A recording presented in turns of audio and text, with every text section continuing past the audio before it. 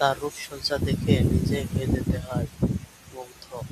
তো তারই একটি নমুনা আসলে দেখতেই পাচ্ছেন চারিদিকে অনেক সুন্দর এবং ধান ক্ষেতের সমাহার।